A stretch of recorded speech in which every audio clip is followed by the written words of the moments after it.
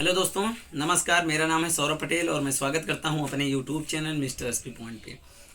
दोस्तों, बहुत दिन से आप लोग लगातार मेरे यूट्यूब पर कमेंट कर रहे हैं। जो पॉलिटी जिनका सब्जेक्ट है उनके लिए जो मोस्ट इम्पॉर्टेंट क्वेश्चन हैं, जो गेस्ट पेपर आपका आ सकता है मॉडल पेपर के तरीके से, उसके लिए क्योंकि मैंने एंशिएंट हिस्ट्री और हिंदी मेडुअल हिस्ट्री इन सारे के हर पेपर के वीडियो लगातार बना रहा हूं।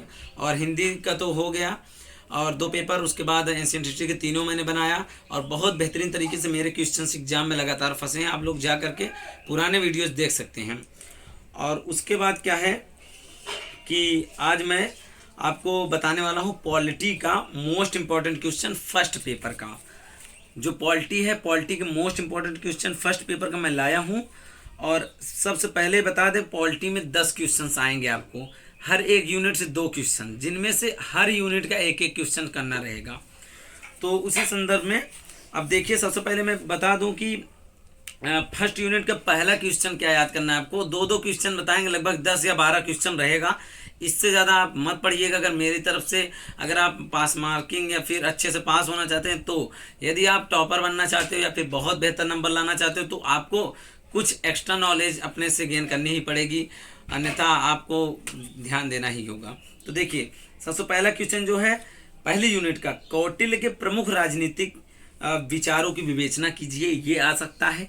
या फिर इसी संदर्भ में कौटिल्य के बारे में यदि आप पढ़ेंगे तो कौटिल्य का अर्थशास्त्र, जो राजनीति के लेकर के एक किताब लिख दी है उन्होंने, अर्थशास्त्र नाम की बुक, जिसमें राजनीतिक वर्णन था उनके समय का, उसका क्या कहते हैं, आप पढ़ लीजिए पहली यूनिट का। और सेकंड ऑप्शन में आप पढ़ सकते हैं मनु के विचार, चाहे वो राजपद विषयक हो या धर्म या धर्म दंड या राजपद विषयक, इन्हीं सब पे मनु ने कई विचार दिया है।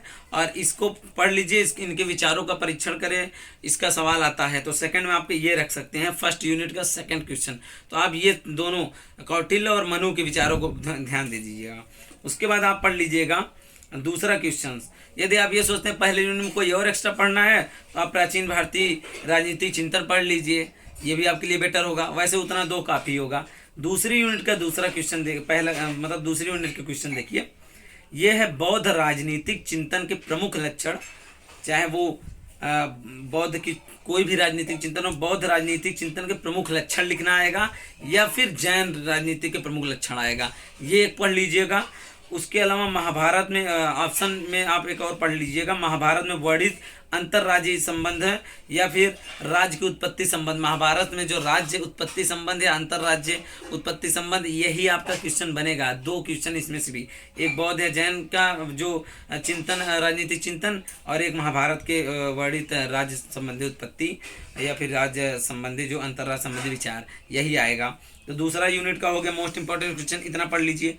भारतीय पुनर्जागरण के प्रमुख लक्षण, तीसरा यूनिट का भारतीय पुनर्जागरण के प्रमुख लक्षण एवं, ये क्वेश्चन आएगा डायरेक्ट आपका। उसके अलावा या फिर आएगा भारतीय पुनर्जागरण में राजा राम मोहन राय की क्या विचार रहे या फिर क्या योगदान रहा।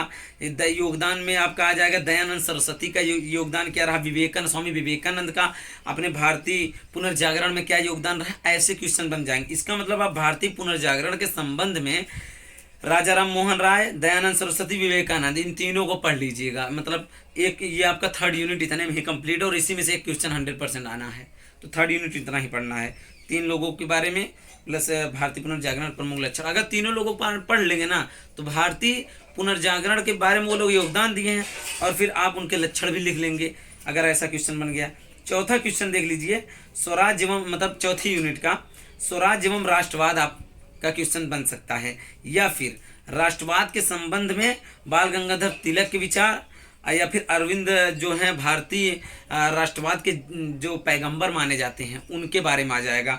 बाल गंगाधर तिलक या अरविंद भारतीय राष्ट्रवाद के पैगंबर, इनके बारे में आएगा। और स्वराज एवं राष्ट्रवाद, यही क्वेश्चन आपका चौथी यूनिट से बनेगा। यदि आप एक्स्ट्रा और एक पढ़ना चाहते हैं तो आप इनको जरूर देख लीजिएगा। एम.एन. राय की नव मानवतावाद की धारणा, जो एम.एन. राव की क्या धारणा थी, नव मानवतावाद, मार्क्सवाद के भी विचारों को लेकर ये चलते थे, उनकी समीक्षात्मक विश्लेषण की सवाल बन सकता है।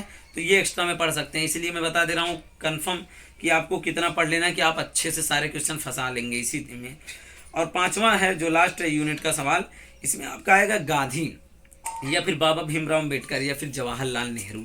इन तीनों लोगों को, महान व्यक्ति जो हैं, महान जो क्रांतिकारी रहे हों, इनको जरूर पढ़िएगा। इनके बारे में इनके विचार आ सकते हैं, या फिर गांधी के संबंध में गांधीवाद आ जाएगा, गांधीवाद पर निबंध लिखना आ जाएगा, या फिर गांधीवाद की जो आधुनिक, गांधी जी के आधुनिक राजनीतिक चिंतन थी, क्योंकि आप गांधी पढ़ेंगे तो गांधी के आधुनिक राजनीतिक चिंतन, गांधीवाद का पूरा मैटर पढ़ लेंगे तो गांधी खत्म। भीमराव अम्बेडकर का जो सामाजिक न्याय को लेकर के जो उनका विचार था वो भी आप पढ़ लेंगे, भीमराव अम्बेडकर आएगा तब भी कर लेंगे लास्ट यूनिट में। या फिर एक जवाहरलाल नेहरू पढ़ लीजिए। जवाहरलाल नेहरू ने जो जनतांत्रिक के विचार दिए हैं, जवाहरलाल नेहरू की राजनीतिक जो वो था विचार, वो सारा तो आपकी पाँचवीं यूनिट में ये सारे लोगों के विचार और इनके जो भी कार्य थे वो पढ़ लीजिएगा। बस 3 ही लोगों के बारे में पढ़ना है। ऐसे ही जो मैंने जितना मैटर बताया आपको, पॉलिटी का जो फर्स्ट पेपर है, फर्स्ट पेपर में आपको यही सारे क्वेश्चन में से आने हैं। 5 क्वेश्चन आपके करने को मिल जाएगा। 10 क्वेश्चन आएगा, मैंने लगभग 12-13 क्वेश्चन बताया है। इसी में से आप इतना पढ़ लेंगे तो आपका अच्छा खासा पॉलिटी में पूरा क्वेश्चन फंसेगा और आप अच्छे नंबर से पास हो जाएंगे। बाकी यदि आप हमारे चैनल पर नए हो तो चैनल को सब्सक्राइब कर लीजिएगा, पहली बात, क्योंकि मैं हर एक काम आप लोगों के लिए कराता रहूँगा। अभी सेकंड पेपर का भी वीडियो लाऊंगा, आपको मोस्ट इंपॉर्टेंट क्वेश्चन का, थर्ड भी लाऊंगा। यदि आपका कोई और सब्जेक्ट है आगे, उसका भी कमेंट बॉक्स में बोल देंगे तो उसका भी मैं बना दूंगा। और आप लोग इतना परेशान मत होया करिए, बहुत सारे कमेंट मैसेज आता है और मैं परेशान हो जाता हूँ कि इतने लोग परेशान हैं, फिर मुझे अटेंडम फिर से वीडियो लाना पड़ता है, क्योंकि इस वक्त सब लोग अपने अपने पेपर की डिमांड कर रहे हैं। फर्स्ट का बना दिए तो सेकेंड बनाओ, थर्ड बनाओ, यही स्थिति है और मैं भी बहुत परेशान रहता हूँ, मेरा भी एग्जाम है। तो ठीक है, आज के लिए इतना ही, मिलेंगे नेक्स्ट वीडियो में साथियों। बहुत बहुत धन्यवाद, बहुत बहुत आभार।